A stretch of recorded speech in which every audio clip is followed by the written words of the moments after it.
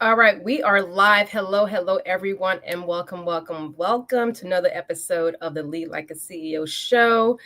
I know StreamYard updated, but I have a special guest. Before I bring my guest on, let me introduce myself. If you're new to the space, come on in. If you are, this is your first time here, by all means, please drop in the comment where you're joining me from, who you are, and let me see if I can see my comments. All right, there we go.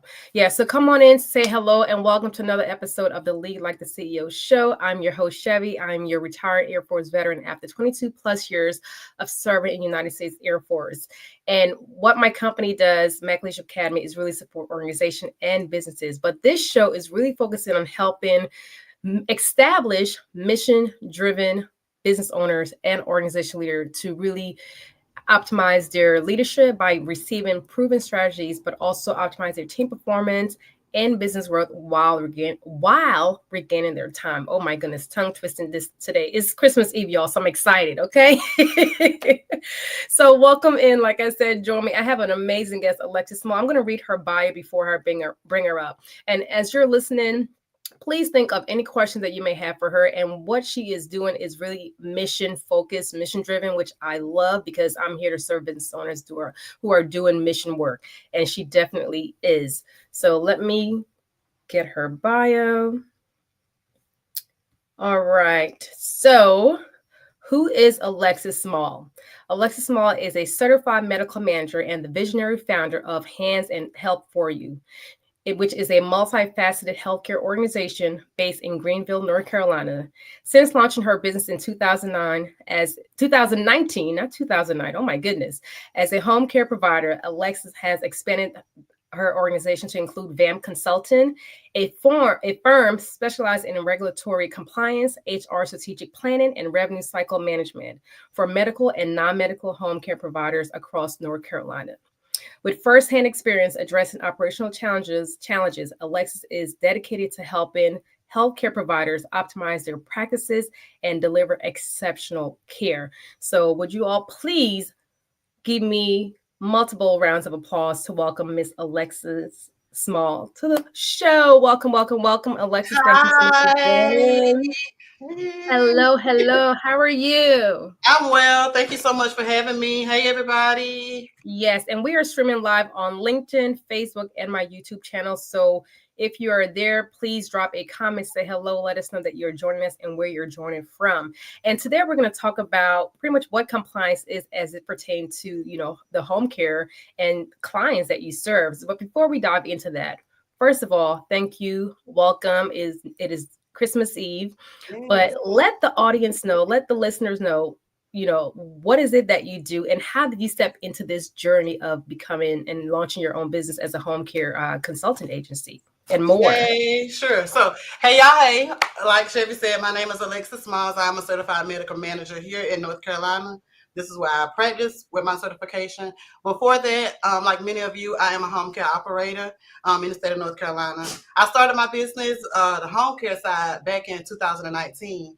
I started in Florida. I was there when I was married. I started in Florida, strictly doing homemaking companionship. What moved me to medical home care is I did not like the feeling of my staff at the end of a shift. They come to me and they'll say the client needed a bath or the client needs help with medication or dressing or getting up out of the bed or doing small stuff like, well, not small, but doing things like that. It bothered me that we was limited to our license. We had to practice inside of our scope of work. And I'm like, oh my goodness, like I want to do more for them. I didn't know too much about home care. I didn't know the different types of home care. So I did my research. Life happened, moved to North Carolina, and that's when I got into the medical home care aspect of Hands and Help for You. That's one of our subs.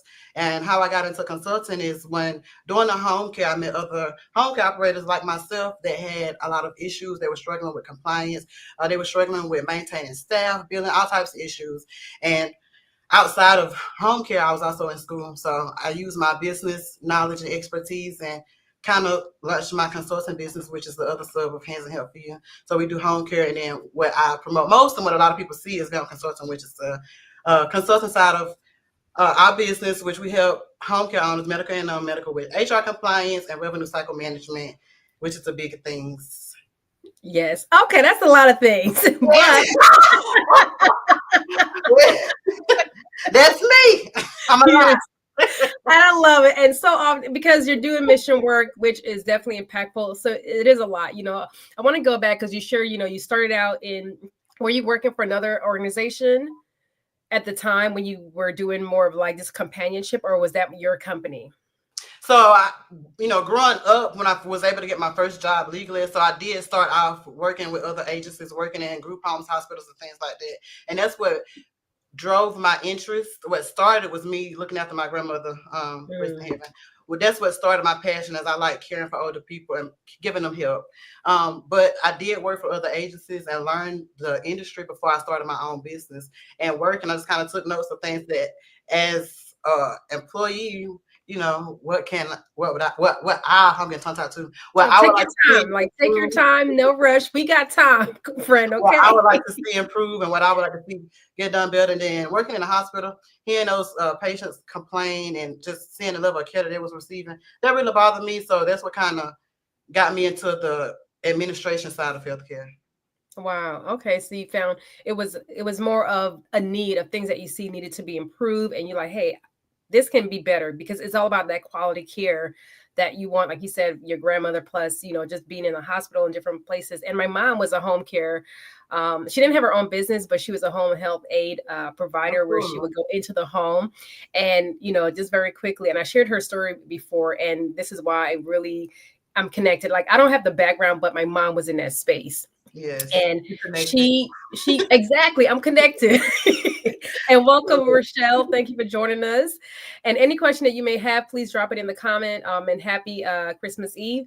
And my mom, when she took that test to become a home health aid assistant, and we were so excited for her because coming from South America, Guyana, and this is her first American job, because Yeah. she was a homemaker, and she passed that test. She studied, she was nervous, but she loved it. And she had specific, like, a few individuals that she was committed to, and she spent years supporting. So that continuity, which we'll talk more about that later on. So I definitely understand, and the challenges that comes with stepping into that space as well too. So love that. So when it comes to regulatory, because you talked about medical and non-medical, can you break that down for my audience so they understand the difference of both of those? Of medical and non-medical. Yes, what does that mean for, like, someone who's like, what is that? Okay, so for what's the word? So I don't want people to jump ahead. So I will issue my disclaimer. So these is state specific, and it just depends on the type of home care agency that you're operating. But the difference between medical and non-medical care is similar to homemaker companionship, but you get to do more as far as taking the patients on outings and things like that. Medical home care is for people that have more chronic conditions that need physical therapy, occupational therapists, that needs nursing, probably somebody on hospice, that have IVs and things like that need you to actually give them a medication and not just reminding them of medication. So the difference about it is the difference between medical and non-medical is medical required licensed professionals. Got it. Okay. Well, thank you for that clarification, because even like I was doing my own research at one point, because I wanted to really understand, like, the home care business owners, like, what are I kept seeing on YouTube, non-medical, medical. Yeah, and you're right, every state is different. Every state require different compliances. So Yes. with your company, do you serve more of the non-medical, or do you do a little bit of, like, equal in a sense of percentage wise, or more of one? 2014, I have stepped more into medical because I have worked it in my agency, so I understand the regulatory compliance revolving around it. But coming into consulting, I only did non-medical because the regulations around it it wasn't as strict because you don't need licensed personnel. And so getting staff inside the house with the clients was a lot easier because we didn't have to go through the CNA, HHA training and things like that. We just had to have experience. So it's getting inside of the industry. A lot of people do go the non-medical route because it's easier. You don't have to get the physical therapy and things like that. It's mostly the clients that need assistance, not total care. Gotcha. Wow. So So just to go ahead. answer your question, because I Yes. do. Okay. Yes, yes.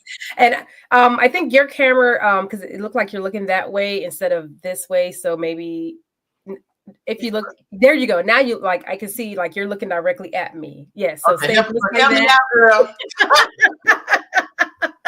So at least when people are watching this later on, they're like, what is she looking at? No, she's looking at you. Okay, you got me? I'm looking. I got you. Yes, Okay, I thank got you. you. Oh, you're welcome. We're looking out for each other. So no, thank you for that. So when it comes to, because you talked about like full care, what does that encompasses, and what does that look like for someone who is like, looking at their, maybe think like, does my family member needs to receive a certain type of care when it comes to home care? What are the Um, different levels or different stages of what we can expect to, like, hey, these are some things that if you have an elderly parent or maybe a child or something, the different levels of care that we can actually look into. so I would say, and this is, I would say, I'm not a licensed medical professional. Yes. Um, I'm not a licensed medical professional. This is not medical advice. Please Yeah. see your primary care physician if you or your family member needs that type of care. This is just general conversation. Things Yes. that people can look out for if trying to differentiate is really the level of care. I would say the level of care. Can your loved one do basic things like feed themselves, take themselves to the toilet? Do they remember when they need to take medication? Are they any behaviors persistent? Do they have any type of physical injuries that would need physical therapy or like a Hoyer lift or a wheelchair or a two-person assist or those types of things? Those, excuse me, Hmm. those types of things tend to fall under medical. Non-medical is somebody calling you and saying, "Hey, I work a lot. I just need somebody to sit with my mom. She elopes sometimes." So those types of things, but again, it just depends on the level of care, their medical history, those types of things. So I always recommend people, if you have those questions, to start with your primary care provider to get a needs assessment, and then they will connect you from there with the people that you need as far as the level of care that your loved one would need.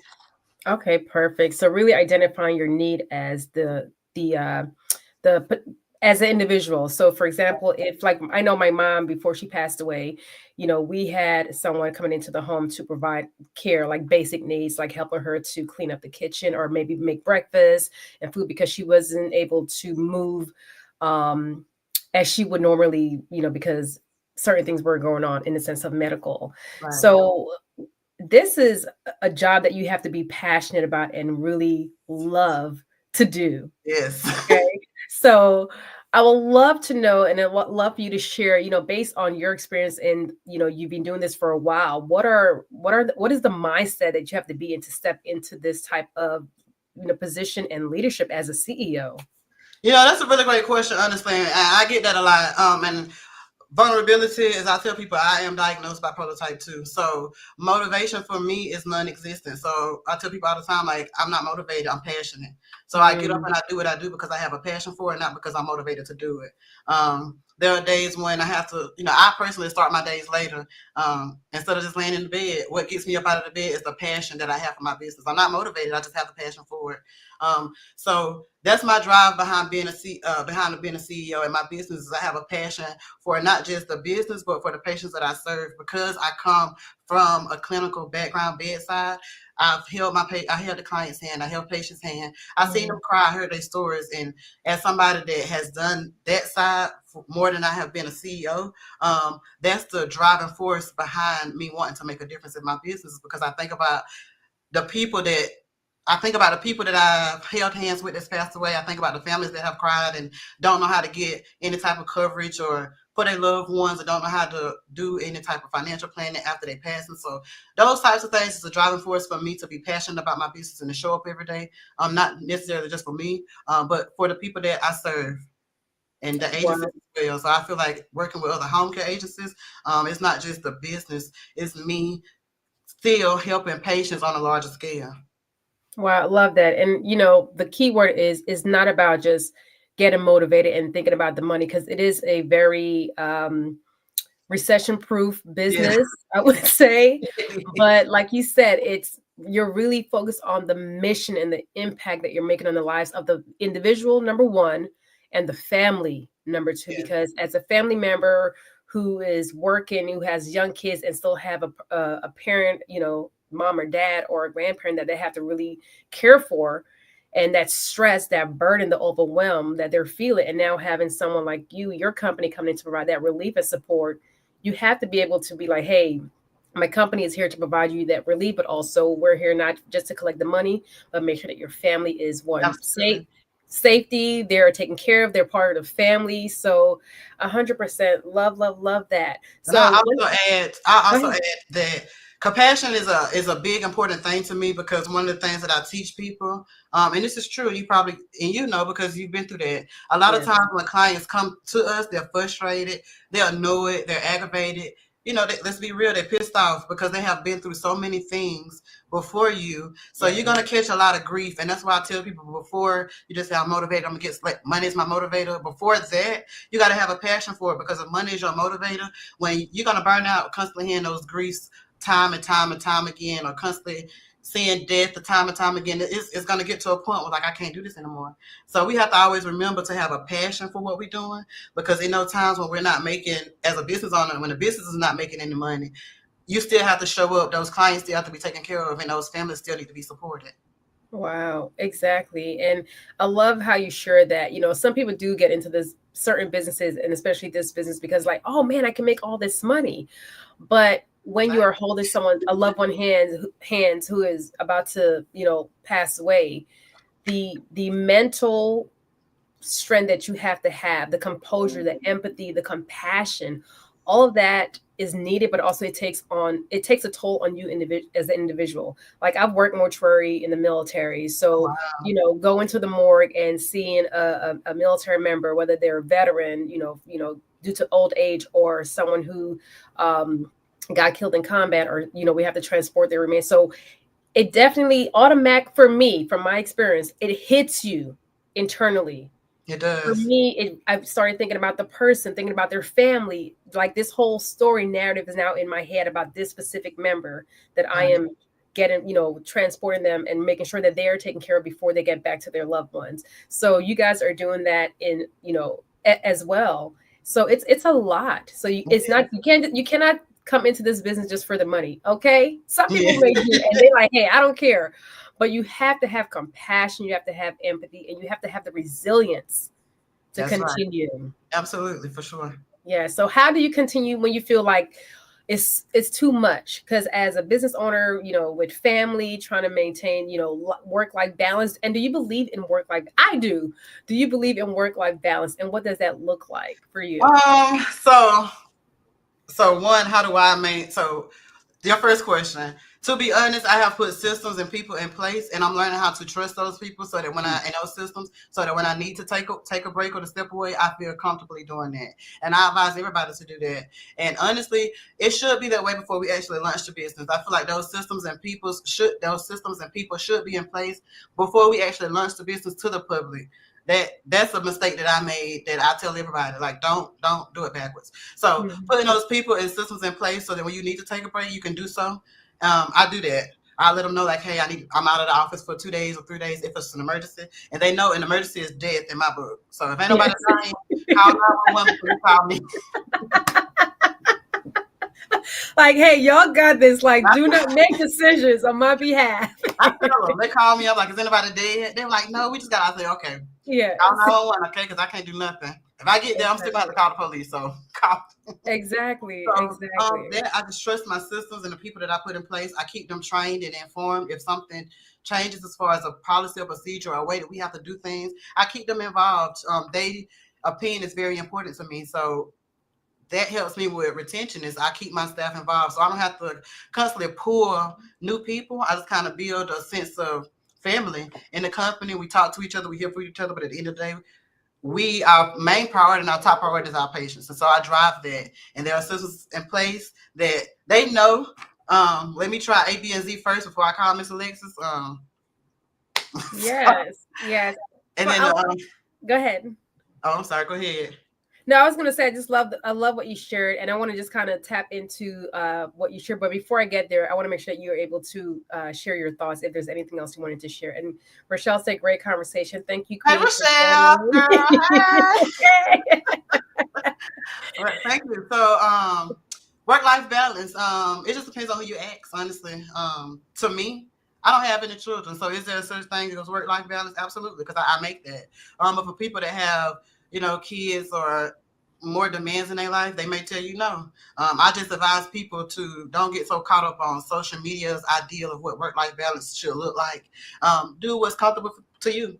So That's just my spiel on work-life balance. If it's your definition of balance, do that.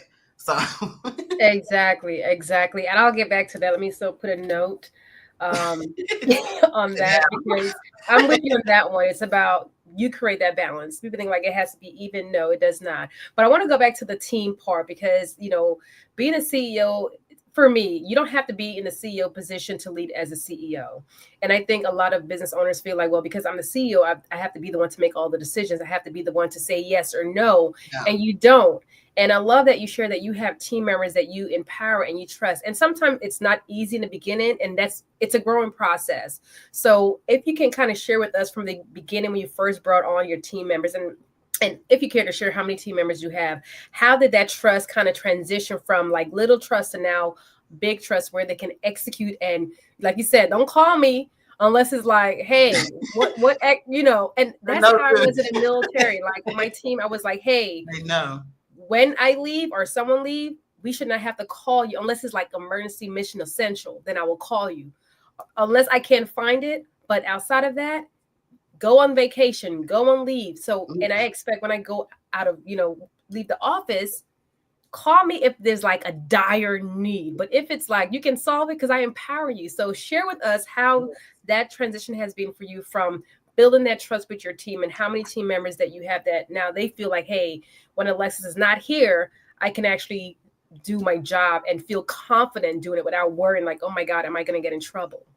So I love that question, honestly. And I'm going to be 110% real because Yes. vulnerability. So what empowered me, honestly, is confidence in therapy. And the reason I say that is because growing, like through life happens and we build up those trust issues. We can't trust people. We always feel like somebody's going to hurt us or do something bad to us. And one of the things that I've learned is like stop putting scenarios in your head that may not even happen. Yes. And two, it's just confidence in my ability to lead. Like you have the expertise, you know what you're doing. So confidence enough to lead so they can trust you to be a leader. And the second thing, oh Lord, I don't have a brain for it. No, it's all good. Take your time. So your trust, your confidence, therapy helping you to build that. Yes.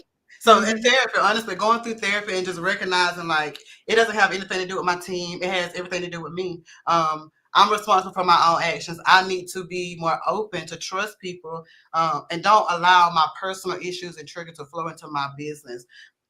So just really identifying that, building confidence in myself. I can do this. I can lead. I'm a leader. Implement what you have learned. You've been to school for this. You studied for this your whole life. You know what you're doing, and just being confident in that. And I tell myself all the time, just be real. Like these people are here because they need a job. They need the money. And if you treat people right, you take care of your employees, they'll stay. They're not gonna walk away because you're doing everything you're supposed to be doing as an employee. No, people walk away because they're not being heard, they undervalued, or they're not being treated fairly. So that is my thing. Yeah, I'm not a boss in my business, and I tell people that I'm a boss. I'm not a boss in my business. I'm a leader in my organization. I feel like bosses just give commands. I feel like leaders lead by example. And the trust in my organization is there's nothing that I would ask them to do that I have not already done, or that still to this day I would not do. So if it comes to a point, if a caregiver calls me and be like, "Can you?" I don't know how to do a lift, or I don't know how to roll this person, I need help changing. I'm not going to tell them to go ask a family member. I'll be like, girl, I'm on my way. Give me 20, 30 minutes and I'll be there.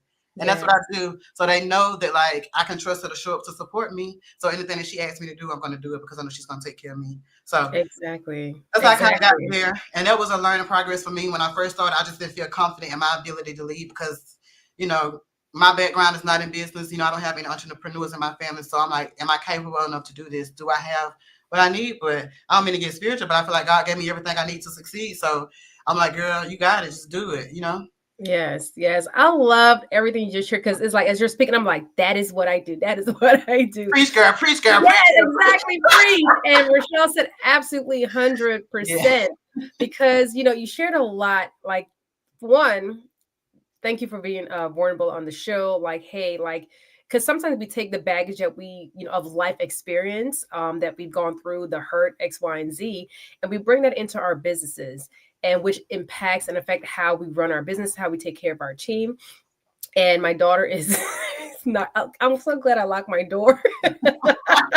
My 5-year-old, y'all, school is out, so everyone is at home, and she's like, I'm like, in my head, I'm like, get downstairs. But what I was saying, and we talked about this before we got online, right? And okay, as I was saying, like like bringing those baggages from our past experience does impact how we lead and show up. But choosing, because it's a choice, Yes. choosing to like, hey, how do I move forward to where I trust myself to lead? Because like you said, you don't have a business background. None of us don't have, like, we're learning throughout this journey. I didn't have a business background, but in the military, if I take all of my skills, yeah, it was for an organization. But guess what? I can still apply all of what I've learned in my business, and I do, and I do that with other businesses. So I love. Let's see what Rochelle said. She You said said, me about to bust the door down. "Yeah, well, it's Maya, the youngest. She's ready. I gave her a warning. Said, "Hey, mommy's going live. Do not come up." But anyway, kids, they don't listen. They make their own rules, okay? They do, but it's all good. But I love how you share that you focus on you first. You focus on building your trust and your confidence in yourself, from what I'm summarizing, to now instill that into your team, because it's a lesson we're learning every day as we go and build this company. And the biggest thing is, as we continue, the resilience to continue to show up, lead our team, and empower our team to make decisions on our behalf, because we can't be there 24/7. We need that mental break. We need that mental reset. So yes, I do want to share what Rochelle said. She said, work-life balance for me is about harmonizing my drive for success with intentional moments to recharge and reconnect with what fuels my soul. Keyword, what fuels your soul? And for me, it's like, I have to be doing something that I'm really passionate about, that I love doing, because anything technology, like going into just like, oh, I see people in, like, hey, I want to do technology because it makes money. And I'm like, I have a technology background in management, but I'm like, I don't want to be dealing with technology because I would be bored out of my mind. And yes, it's great money, but it does not serve me. So we have to do things that are going to fuel us. Y'all, my 5-year-old. But we are live here, and this is part of the Lead Like a CEO show, and we're talking about work-life balance. So for me, I'm with you 100% with the work-life balance. Each person creates that for them. What that looks like for you, it's going to be different for every single person. So for me, I have 3 kids. The youngest is 5. So some days I'm up here late in the evening working. Some days I'm like, okay, I'm not doing any work. Guess what? It's movie night, Friday nights. That's right. And that's it. But I don't have any kids, and some days I still shut it down Friday night, movie night, and it's just exactly. So thank you for sharing that. So we talked about, team retention. So a lot of companies struggle with retaining quality employees. And you shared a great point where you said is really taking care of your people, not just financially, but making sure that they are heard, they are utilized to their full potential. Because some people leave a company or organization because they're not being utilized to their full capacity. They leave. So it's like, how do you make sure when it comes to developing your team that they're not looking like I'm only here for the money, but like I'm here because, wow, I'm passionate about what, the mission of your company, but also they see themselves beyond just being here for 6 months or a year. They really see like growth within your company. To be real, so I told you I come from the clinical side. And so when I used to interview for positions as a caregiver, CNA, and all of that stuff, like one of the things that I did not like is like they put you with people, but they don't ask you like, are you compatible? What type of client are you comfortable working with? Those types of things just put you with people. And and I'm just gonna be honest, like if I get with a client that I did not like or we wasn't a good fit, I quit. I go find another job. I was cocky. I knew I was that good. I can work anywhere. So I quit. And so what happened? I didn't like working with that. And then when you after the fact, they reach out to you, you mention it. Instead of taking accountability, they just kind of put it on you, like something was wrong with you. Yes. And so what I've learned from that situation is I take pride in matching my caregivers to clients. And so that's one of the biggest things that keeps our caregivers here. Honestly, that's the biggest thing that changed my business is learning how to match caregivers to clients based off personality types and styles. And so what do I mean by that? We live in a day of time where people are very vocal about what they want their caregiver to look like, what they want their caregiver to wear. And that's okay. I mean, you have a right to make those decisions. I'm not here to you have a right to make those decisions. So when our clients come on board, we have them complete an assessment. What type of caregiver would you like to? It's like a dating app, honestly. Yes. Something similar to that. What type of caregiver would you like to work with? What type of personality traits? Do you want them to be loud, quiet, shy, reserved? Like, what do you want them to look like? Name everything.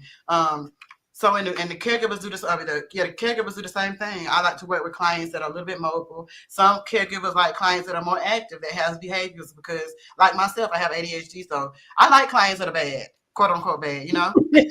Well, we're not going to say, we're not going to use the word bad, who are very active. Yes. They're very active. So, quote unquote whatever, but I like clients that are active. Yes. Yeah, so I like working with clients that challenges my skills, to be honest. And so that's the most important thing that helped me with my retention, is matching clients to caregivers. I want to make sure it's the right fit. I want to make sure the most important thing, that the clients feel safe, they feel heard too, they feel valued and appreciated. I mean, the same thing for my caregivers. Like, I want to make sure that you're valued, that you're heard, and that you're working in a place, in a home, that you feel safe, that you feel like you're welcomed. And so that's the main thing to me, is I just want them to make sure that they're safe. We haven't had any issues of any verbal abuse, physical abuse, and things like that. And I think it comes down to giving each one a right to choose. So it's not like you're forced to have to deal with this person. And when it comes to retention, like, we don't have to deal with that as much, because they're working in a home that they actually enjoy. Wow, I love that. So, like you talked about in the beginning, creating processes and systems in place, and having, like, you're doing the checks and balance of, hey, how do we make sure that the people that we are bringing in meets what our clients are looking for? And it's a good, like you said, it's a dating app. You're matching them with the right fit client and right fit employee. So that's different, which I love. I've heard clients say, and it was something as small as they requested a male. It was a male client. He requested a male. And we didn't have a male client at that time. And so instead of putting him with a female to retain that client, I was transparent. Like, at this moment, we don't have a male staff. We have women staff, and I just let him know. He was very adamant on having a male for a whole lot of reasons, and I can understand that. Yes. And so as a leader in my organization, even though we wanted to keep that client, what I was not going to do is to put that client in a position for them to feel like they have to be very defensive, because that puts the caregiver in a place where their safety is at risk. So in that situation, I just made a decision as partner with somebody else, and hey, this may be a better fit for you at this time. And it was a smooth transition. So that's one of the big things, is honestly just being transparent about what you have, and just don't be so much as like enforcer. Yes. I like to call myself as the mediator. Like, I'm just here to make sure everything runs smoother for everybody. Yes, wow. I love what you're sharing, Alexis, because, like, the safety aspect for a family member is, I would believe, like, is the number one. Is my family going to be taken care of? Not be, because, you like us on the outside, we see like stuff on YouTube, like, elderly parents getting, hit on or abuse X, Y, and Z. So how can we as individuals, because we're still young, but we're going to get to a point where we're going to age gracefully, and some of us will need your services. But how do we make sure that our family members look into this type of services and trust, like, hey, these are great services or a company to move forward with? Ask questions. That's to be honest. Like, that's to be real, just to ask questions. Like, don't feel like I can't ask this, or this may be too much. Anybody that knows me is, sometimes I do kind of spill at the mouth. But anybody that knows me is like, if I have a question, if I want to know something, I'm gonna ask. It may seem deep, it may seem uncomfortable, but to me, I can't, even as a leader, like, I've done this for a long time, and I'm pretty good at predicting my clients' needs. But I tell them, like, tell me. I can't read your mind. Even if we talked about this before, and if you feel like the need wasn't met to your standard, talk to me. Tell me what's going on. And so the same thing is, as we age gracefully, I always tell people to be informed, so you can make an informed decision. Know what disease that your loved one, or a problem that your loved one have. Know what type of level of care that they need. Sometimes I see so often that people that need medical assistance, that their parents put them in non-medical homes, and so they feel like the level of care that they're getting or is not enough, or you should be doing more for my loved one. But in all honesty, it's like, she needs another level of care that we're not skilled to provide. So and they come up with a lot. It could be money, they can't afford. The medical is a bit more expensive, and so they go with the cheaper route, which is non-medical, but your loved one is not getting the level of care that they need. So instead of just placing them in a non-medical home, as a leader, talk to them about other options, whether it's getting with an attorney to talk about your payment options for care, or looking in longer term, or other options. And so I always tell people to stay informed on what their loved one is facing, even if it's a neurological disease. Like, read about it, what was required, how is it affecting them, so that way you know how to serve them. Because a lot of neurological things affects their mobility, and so it may look like they don't need medical care, but if they're having a hard time with their range of motion or walking, they need occupational therapy, they need physical therapy. And so a lot of times having those uncomfortable conversations are necessary. So we don't just place them in some place that they're not fit for, and then the family member feel like, they don't take care of my family, they don't take care of my loved one here, but they do. To the level they are able to do. It's just that your loved one requires more help than we are skilled to provide. Wow. And a lot of people don't say that or disclose that because, like, people want money. They just rather take the client. So I'll just take the client, and we'll work it out. It doesn't work like that. You can't just take somebody and work it out. Wow. And I love, because what you're sharing is like your company's built on integrity. And I love that because, like you said, some people say, oh, yeah, bring your family member here. And then we're complaining and saying, hey, well, my family member is not getting the quality service, not knowing they need a different level of care. But you didn't inform us of that as the family member. Absolutely. Wow. And so that's a great point. And so sometimes when I'm sitting in, and as a leader, like it's called trigger words. You've been hearing it so long. When clients started naming this a bit. So, for example, dementia is a very common one. I don't know if you experience with dementia, but dementia goes up into 7 stages. And so a lot of family members, their loved ones are diagnosed with dementia, and they're in their beginning stages, so they still have a little bit of their cognitive ability and their range of motion. But as a leader, I advise them, like, dementia is a very aggressive disease. So we can place them today in non-medical, and next week they could need medical. And that's a whole nother payment money thing that we have to go through. So you have to probe, listen to trigger words, and ask questions. How fast are they declining? Or, what is their health looking like? Have they had any accidents or any falls within the past 2 to 3 weeks? So we want to keep an eye on those things, ask the right questions, because if they have fallen within the last 2 to 3 weeks, like, more than likely they have had to have an MRI, or there's something that's going on with this. So, like, we're going to request or advise them to go to a higher level of care, because non-medical, you may need more hours than 4 to 6 hours, things like that.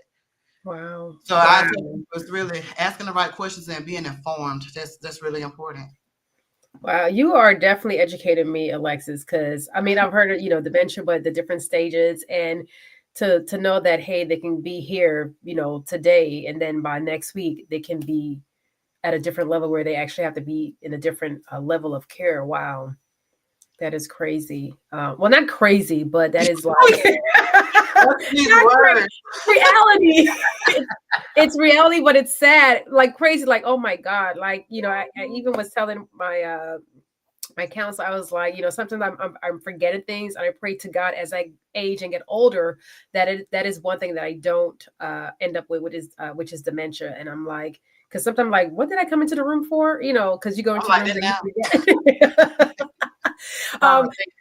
Did you tilt your camera a little bit, because your name is blocking like your mouth sometimes, so you might have to bring it down a little bit so the word says. And there you go. Yeah, you gotta help me out with this. This is my first time. Yeah, I got you. Yeah, perfect. Way better. Yes, okay. Yes. So no, thank you for that. So for financing is a big issue probably for a lot of family members. So what advice would you give? Well, before I get there, education, because some family member may be like new to this, and they like yes, the doctor may say, hey, here's a pamphlet X, Y, and Z, but how can a family member get more education?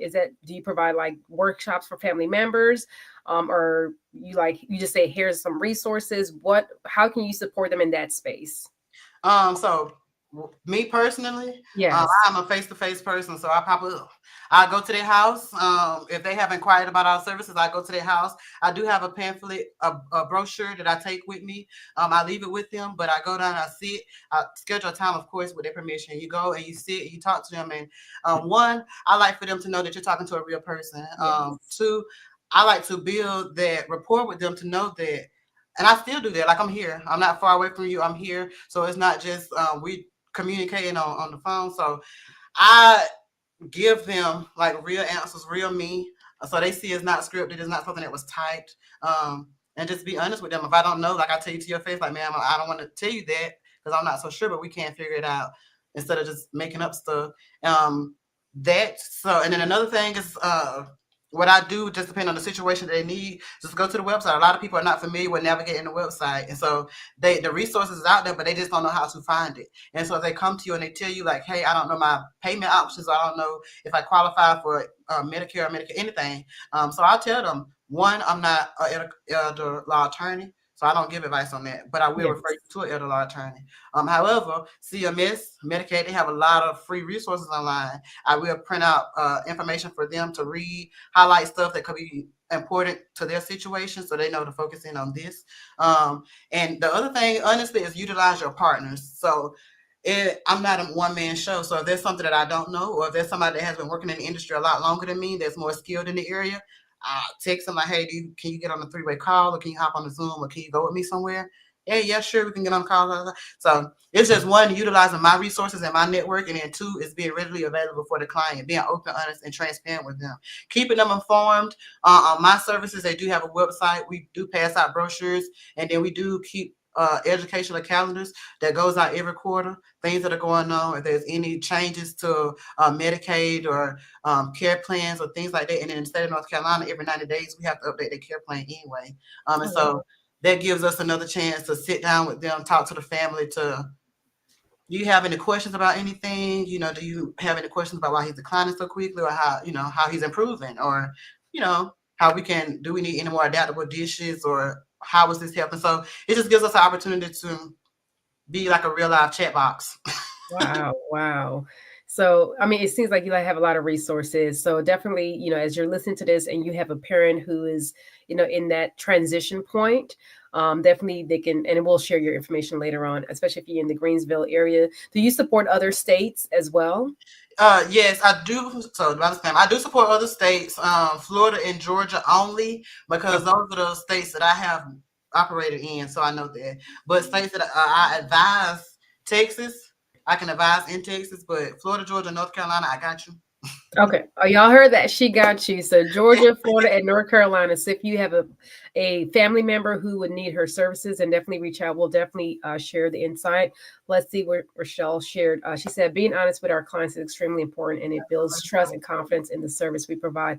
Absolutely. 1,000%. 1,000%. Absolutely, Rochelle. And I'll add to that because that is so important. People overlook the fact that one, and I'm gonna be real. Like I've had clients, you tell them something, they're gonna fact check you. First of all, they will fact check you like crazy. Like Wikipedia, they're gonna look up everything. They're gonna ask for references. So I tell people all the time, like, tell these people the truth. Like, don't lie to them about nothing because they're gonna ask. I have my clients that I can tell them something, and like, I hope you don't mind, but I did ask.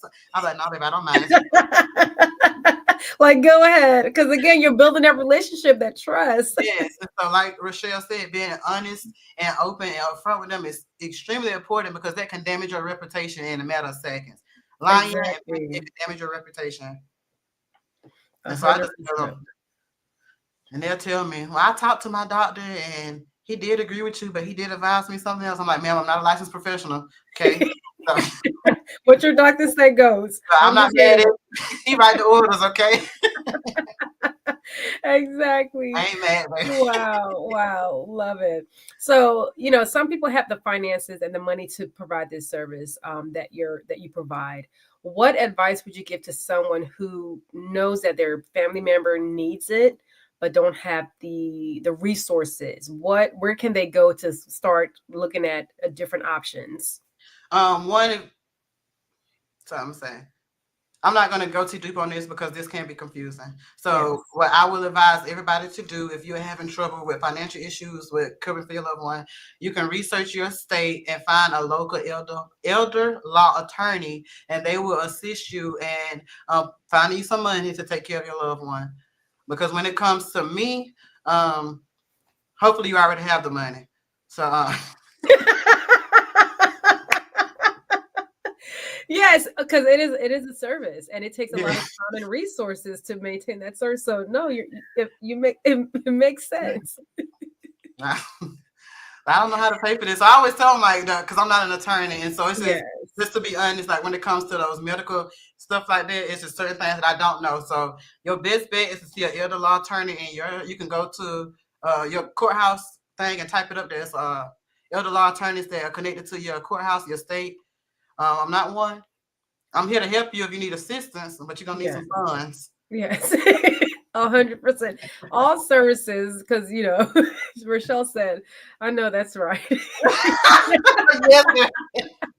Because we do a lot of stuff for free in general, because I we mean, always give it back, whether it's through conversation, whether it's through training, or just telling people, hey, this is where you can go to get resources. That's free, because that's consulting services as well too. So let's talk a little bit about your consulting services. Kind of share with us, what does that look like? Is it more for individuals who are looking, already have their business already set up in the sense of the home care, or looking to like, hey, I'm looking to start? Like, so what stages are you providing consultant support for? okay. So, excuse me. Hmm. I can help startups to people that are established.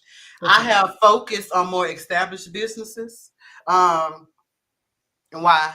Because I have people ask me that all the time. Why don't you have startups? Honestly, because I want to see that you make some type of investment in your business. Why? Because Hmm. I understand that it takes a lot of commitment. It takes a lot of work, integrity, responsibility to maintain a business. So if somebody come to me and say, "Hey, I have this idea," I give you advice, but I mean, it's gonna be stuff I found on Google. It's not gonna be tailored. To be honest, it's not gonna be tailored to your business plan, your business model, what you want. It's gonna be stuff that you could have found. Yes. And it's just being honest because when I was doing, I don't do stuff for free no more. When I was doing stuff for free, what I have realized is it's too many liabilities that come along with that. And so, Yes. like, now, yes, you have to have an establishment. You have to have at least 10 employees. There is a process because what I'm doing is HR compliance and revenue cycle management. So um, you got to have something for me to manage me. So that Hmm. aspect, but when people come to me with beginner stuff, like advice on what type of home care agency, I do have professional consultations that are an hour. It just kind of helps start them on the track with a business plan. So Yes. I do give some type of insight, but I am more focused on established businesses that have employees, that have systems in place, and they just need help with change management or improving or expanding, scaling. Oh, nice. Okay, so definitely, if you are an established home care business owner, and you like, hey, I just need someone to help me optimize how I implement processes and so forth, and definitely reach out to Alexis, and she'll share her information very shortly.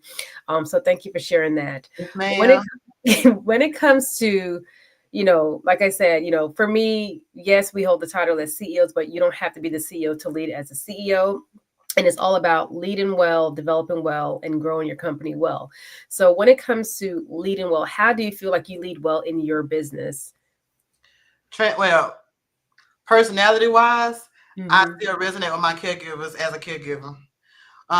When it comes to policy and procedures and following through, I'm a leader in my organization. So what does Hmm. that mean? I do not ask anybody to do anything that I would not do. So I hold you to that standard. I don't put policies and procedures in place that are not detrimental to what we do. So if I put something in place, it's because it needs to be done. It's not Hmm. for fun. It's not for decoration. And so I'm very adamant on that. When I have my team meetings, just command the room. Just command the room. Is honestly, truthfully speaking, you have to lead like a leader. When team meetings will be here, there's only one speaker, the one to make call the shots. So Hmm. to be honest, and after I have said what I have to say, then yes, I open the floor for everybody else to give their input. We have feedback boxes for people that are introverts because not everybody like to scream at me. Yeah. We have some people that like to write it down. We have some people that like to write it down, so that's fine. Um, Yeah. but how do I lead? My heart is I'm a caregiver. So when they come to me about their griefs or their things that they are talking about their experiences, whether it's life issues or work issues, I empathize. And my three things is AER, empathize, acknowledge, empathize, and reassure. So that's my model and with my administration team. And so when somebody comes to me, I acknowledge it. I understand what you're saying. I hear you. I value you. You're very important. Empathize. I've been there. I'm sorry that you're having to go through that. We're here for you. We're a team, and reassure them. As a company, within what we can do, we're not friends, but as a company, we will do what we can do as a company to make sure that you're able to show up for work. What you got going on in your personal life don't have nothing to do with me. But if it interferes to the point where it's affecting your productivity, then we step in. And so they know that there's a safe space there when it comes to that. Because I've been through that. I've been through life. I've been an employee. I've been in a very abusive marriage. And so there were times when I couldn't make it to work because I was out, so stuff like that. I understand. So a flat tire happens, and then with them, they say I'm funny. So I tell them, like, you only get one flat tire quarter. That's like your kid, oh, the teacher out my homework, my dog ate my own homework. Like, no, one time. You only get 4 flat tires a year, so it's a tire quarter. Don't call me. I like that because that's a good excuse. Oh, girl, my tire got flat while I'm driving here. Tire. You need a new car or mechanic one. So I tell them, but when I say stuff like that, that's funny. What they're getting is that call outs is not something that I'm willing to accept. But I do give grace because life happens. But I let them know, like, I'm not hip to the game. I've been that person. So when you're sick, I tell them, like, there's the old school thing with a doctor's note. Yes, I get that. I was clinical for a long time. I don't hear no rasping your cough. Get up. He's like, don't come in here because I have the checks. I have the checks from them. Look, I'm going through. Do you have a fever? What is it? Do you have a cough? But no, all seriousness, I'm just transparent, and then I just try to be relatable with them. Like, I don't just hound them and abuse them. I don't do that. I'm a person. I understand, and if there's a point where I have to work and they have to call out because children get sick, we can't find coverage. I'm like, no worries, I'll be there. Yes, so they don't have to worry about losing their job unless it comes to abusing my patients, violating HIPAA, just things that you're doing intentionally that causes the business money, clients, or our reputation. But things I negotiate. Life happens. I'm not perfect. Just be here. Yes. Well, first of all, I'm like digesting all the things that you share because it's like what you're sharing, I can definitely relate to. I connect with it because leading well is about showing up authentically, and that's what you're doing in your business. In a sense of what you're sharing, how you're telling, like you're connecting, you're holding them accountable. Like you said, you're able to step into into positions and do things that they're doing that you're asking them to do. Because guess what? You're the leader, but also you don't mind stepping in and being that follower and that team partner with your team. So love all of that. And I'm going to come back. Rochelle said, yes, command the room and lead the team effectively. Absolutely. Having the skill to make things happen is critical. Yes. And like you said, you're creating, policies and so forth that are needed, not for nice for necessity. Is like, it's a need. Well, it is a necessity, but it's not like, oh, it's nice to have. You're not doing that. And sometimes leaders are afraid to step into that role fully. They're afraid to step into that leadership role because one, they don't want to offend anyone. They don't want to, hold others accountable. They don't want to fire. I don't care.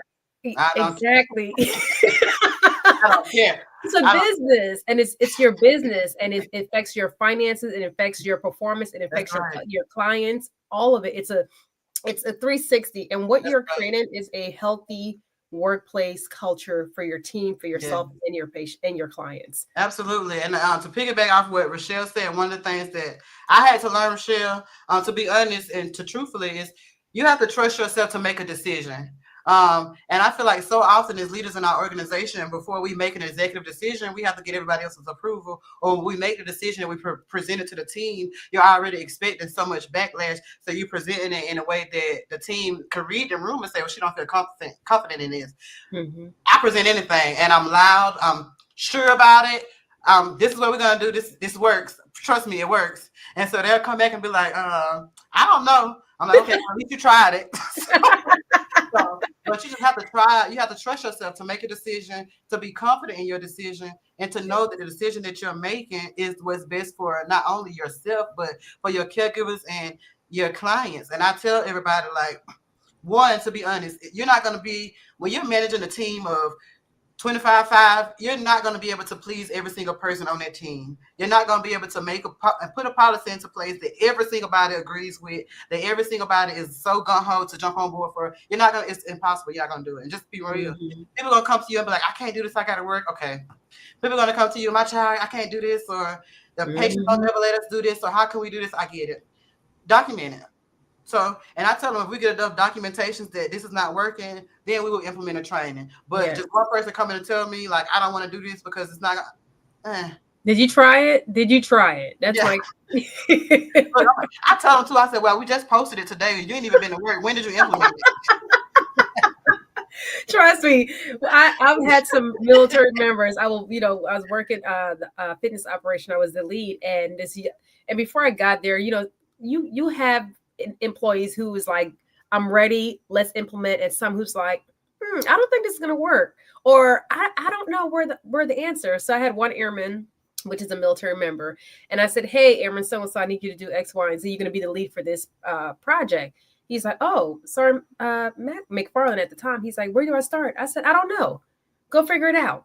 Like, go do some research. Let's activate activate your brain and go." Because again, some of them just want you to give them the answer, give them the solution. Like, so I love that you like, hey, this is where we're at. You're the CEO, but you're also gonna come back if they have like, hey, I tried this, it didn't work. Okay, now you're okay. What else do you want to bring into this to make it better? So love that. So thank you for sharing that.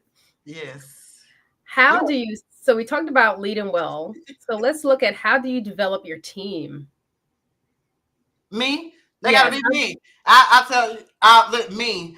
When I worked, everybody know when I worked as a CNA, maybe I'm cocky, I don't know. But I never been written up. I don't have any, so I think I was a good worker. So when I started hiring caregivers, this is truly what I did. I went through and I jotted down the jobs that I like working and the jobs that I did not like working. And I tell myself like, what did you do at this job that you enjoyed doing? And what did you do at this job that you did not like doing? As a caregiver, essentially like caregivers are still having to do those same roles. And so when I hire people, I have those conversations. What do you not like about being a caregiver? What do you like about being a caregiver? We have some clients that don't need as much help. We have some clients that need more help. So if a person comes to me and they're hiring and say, I love this job, but sometimes the lifting it can be a lot, or dealing with patients that are aggressive can be a lot. In my mind, there's no way I'm going to put you with a client that's aggressive and that's heavy. So it's just paying attention. I'm not disqualifying you, it's just matching right caregivers to clients. And so that's extremely important to me. That's really what drives my company. It's just making sure that people are comfortable and safe. And that's really it. Wow. Okay. So your development process is making sure that each person is fitted into the right role in Yes. your company, which Yes. is So key because it starts before we even hire them, before we say even hire. In my mind, I know who my clients are, so I know what their needs are. I've been inside their house. So in my mind, when you're talking to me, your tone that you use, the way that you articulate your words, in my mind, I'm scrolling through clients. I'm like, And if I get all the way to the end and there's no one I can match you with, I'm sorry, it's not a good fit. So if I can stop on client Z in my head, I'm like, okay, we can work there. But if I get Z in this, I'm sorry. So I just kind of play it out in my head. And just keep them informed and honest when I make decisions, and just let them know like you're a great person. I love everything about you, but the clients that I have here, you would not be a good fit based off your expertise and what you're telling me, what you like. So, and essentially, to kind of prevent the backlash, it's kind of like giving them a choice over their own hire. Yes. Because you told me what you like. I don't have anybody like that, so technically, I did not fire you, or I did not hire you. Yes. And glad you shared that because sometimes too often people will, business owners just go with the flow. Well, I need this person. I need this body to help me get to, to fill my needs at the time. But I love how you said, no, I am being true to what the people who I truly need and can support my clients. Because like at the end of the day, how is this person going to fit into my client service? And making sure that the people that I am saying that, hey, I am telling the family, your family member is safe with me. That includes my team members as well too. So, wow.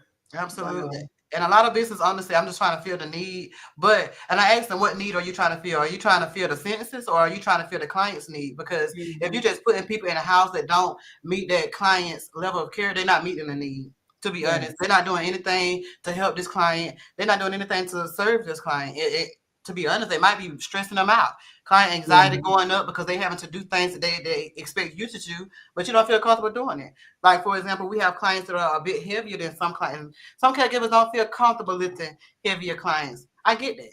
Yes. I'm not going to force you to do that. But I tell people all the time, if you don't say that, and then you get put with a heavier client, when you get inside the house telling this client, I don't feel comfortable lifting you, that's unacceptable. You should have said that when we were sitting at the table. Exactly. So it's just Exactly. things like that. It's kind of making sure that all the irons are ironed out before they get to that client's house. Because when you get inside that client's house, from there, I expect everything to flourish. I expect y'all to be a good match. I expect y'all to be communicating well. Of course, the first week, 2 weeks or so, sometimes it takes a month. It takes a little adjustment as far as personalities and learning routines. Yes. But when it comes to you not feeling heard, or he don't understand, or she don't understand what I need, that's not going to be an issue when you get inside of our client's house, because we do that part before we put you in there. Wow, I love that. Thank you for sharing that, Alexis. Because my sister, went in my mom's footstep where she became a home health aide, where she goes into the home and she Mm-hmm. shared story like, sometimes the companies she's worked for in the past or even currently, hey, we need you to go to this person. But my sister's like, hey, I can't carry this person. Like I am, and my sister's small, Yeah. and she's like, I cannot, because they're looking for someone to like drive and do X, Y, and Z, or like help the person up. But these are heavier individuals. So again, like it's knowing your people, knowing your Absolutely. clients. So love that. So I have two more questions and we're going to wrap up. So we Okay. talked about leading well. We talked about developing your people well. When it comes to growing well for your company, what does that look like for you? Growing well, for Hands and Help for You as a corporation. And so for the corporation to grow, um, three things that we're doing right now: home care consultant, and then we recently started a nonprofit. All of it is community driven, patient driven. And so what does growing well look like to me? I want to be a not I want Hands and Help for You to be a household name. I want our services to be in other states besides North Carolina, because the empathy is missing in healthcare, and I feel like that's what makes the difference between any other home care agency and Hands and Help for You. Like, I'm just gonna be real, because I Yes. consult with them. I understand. So the compassion that we share, that's what separates us from a lot of other people. And so us growing is to continue to lead with compassion, to lead with empathy, and to lead with integrity. And I trust that everything from there will do just the way it's supposed to be done. Wow. Yes. Love, love, love that. So lead with compassion, lead with empathy is what separates your home care company, consulting company from other, because like you said, you're doing research, you're talking to these individuals and you see this is what make your company different, That's right. um, and better. I'll say that. I do performance reviews on my Mhm. staff, and I also do quality assessments with my clients. And so um, it's randomly. I send out feedback surveys, not just on the caregiver, but on the company itself. Do you feel like we're handling your issues in a timely manner? Do you feel like we're advocating for you the way that you want to be advocated for? Do you feel like we hear your needs when you do make a complaint about your caregiver? So I want to hear all of those things. So I don't just assign two people to a house and they don't hear from them until they complain. I'm very proactive. So I try to catch all those things before it becomes a problem. So I'm asking questions. My clients and caregivers know I'm show up. I'm gonna show up, and I'm showing up hard. So they know Yes. that much. So they try to be proactive and getting things done. That's good. And what I'm hearing, you're building a sustainable and long-term sellable business. That is what you're doing. And a lot of people are not thinking like that. They're not implementing the things that are needed to build that sustainability because you That's want to look back, you want to look 20, 30 years from now to say, hey, this company can be acquired by, because like you said, you want it to be an organization where it's in multiple locations, like a franchise in a sense. absolutely. So love, love, love that. So what advice would you give to someone who is in this space, who is like, man, I'm doing this, or maybe thinking of joining the space as a home care provider and having their own business from your experience, from your perspective, what would you tell him or her in this moment? To be honest, if you're looking to join this space, don't. If you're just looking for money, if you're just looking to get rich off of healthcare, do not come. Do not join this space, because it's not it. I didn't see. I spent more money than I did my first 2 years than I ever made, and so don't, because what it does is it decreases the quality of care these patients receive. Because when you don't get the financial outcome that you're looking for, you stop caring about your patients because you feel like they're not doing your job. So if you're looking for healthcare as a way to get rich, or if you're looking for healthcare as a way to, financial security, don't come in here. Don't come. Yes. And that's that. So if you want to come into healthcare because you have a passion and compassion for serving the community and making a change in healthcare and bridging the gap between people that cannot advocate themselves or cannot understand the medical terminology or the language of healthcare to make informed decisions, welcome. Okay. So my advice would be for sure to do market research, understand the need. What type of home care do you want to open? Is it a regulated state that you're operating in? Regulated states require more regulations. So a lot of things in non-regulated states that are not needed are needed in regulated states. So just be one, educate yourself. It's your personality. Assess your personality. Do I have a lot of patience? Am I well diverse in different type of insurance payers? Do I understand clients' needs? Do I know how to de-escalate when my client is talking about committing suicide? Like, let's be honest. Or when my client has threatened to blow up their house, like, to be honest, truthfully, these families gonna call you first. They a lot of times they do. And so as a leader in my organization, I go. Even if the police have to come, like, I'm going there to advocate for my patient because the goal is to get you treated in your home. And so maybe we need to get you to the hospital to get medications adjusted before we institutionalize you. And so you have to know how to advocate for your patient, your clients, know how to be proactive when assessing their needs. We have patients that don't have somebody in the house with them 24/7. They can fall, they'll get right back up, and won't tell you. When you go in that house, you know something has happened because neurologically they're off. They're not moving as fast. And so being a leader in your organization is knowing your clients, knowing how to recognize those signs of deterioration without the client saying, hey, my head's been hurting, or I have a UTI, or it's burning down there. So those types of things, for sure, advocate. So if that's you and you have that, we need that. We need the quality of care to improve drastically. We need that. We need more people that are driven, by wanting to improve and not just finances. And that's honestly true. If money is your motivator, do not come over here. Exactly. Wow. Thank you for sharing that, Alexis. So my final question, how can people reach you if they're like, hey, I need to work with her. I need to have her come in and talk to my people or help me optimize, or even an organization saying, hey, we would love for you to come and speak. How can they reach you? Yes. So this is my favorite question. I'm just kidding. Okay, so how can you reach me? One, my website. My website is the main point of contact. Why? Because you can book a consultation on there. You can scroll through the services. You can see what we offer, or you can even go ahead and purchase if you feel comfortable. Like, this is what I know I need. I love her. I want this now. Go ahead and buy. So my website is point A. Point number one. My website is www.vampconsulting.info. VAMP consulting.info. You can also call us. Our phone number is 252-818-42. I'm sorry, 818-4528. 252-818-4528 is our phone number.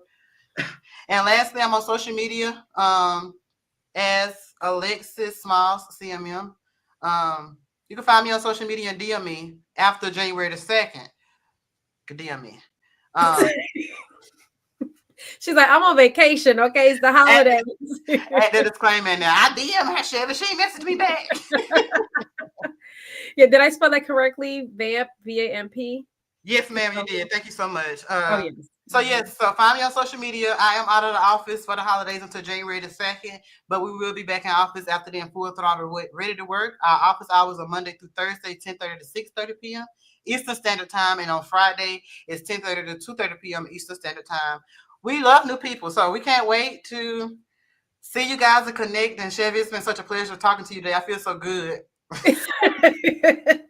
Well, you are welcome, Alexis. First of all, thank you so much for joining me. This was very insightful. I learned a lot of things just about you, but your company and the passion. I can really, feel the passion that you have for what you do. So, and I love talking to people who are passionate, not just only for the money, but for the impact that they're making. So thank you so much for joining me. And anyone who's listening now, but also watching this later on, if you feel like, hey, I need to talk to Alexis, reach out to her. If you have a parent or a family member who is in need of the services that she provides and you're in the Gainesville, Florida, or Georgia area, reach out to her. But thank you so much. Thank you all for joining me on the Lead Like the CEO show. As always, I'm your host.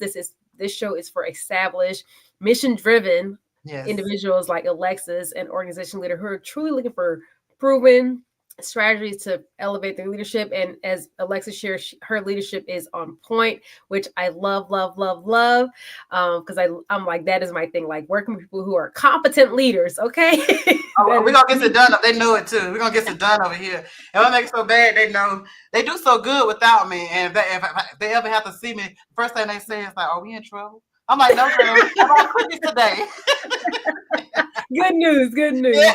Yeah, so definitely everyone stay tuned for another episode of Lead Like the CEO. If you're looking to elevate your leadership, increase your team performance, and grow your company while regaining your time, then definitely reach out to me. You can click the link in the show description to book a free consultation call.